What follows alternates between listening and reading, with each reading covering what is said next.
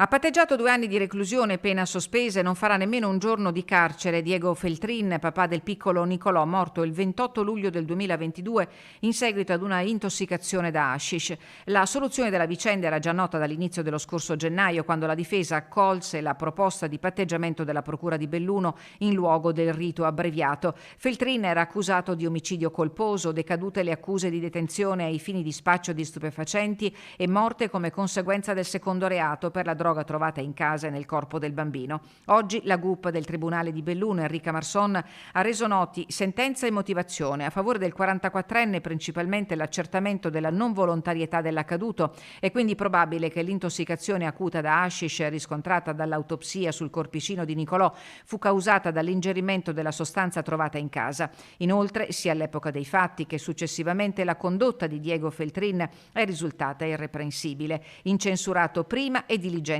oggi. Subito dopo la morte del bambino, il 44enne e la compagna si sono trasferiti fuori regione e la famiglia è seguita dai servizi sociali.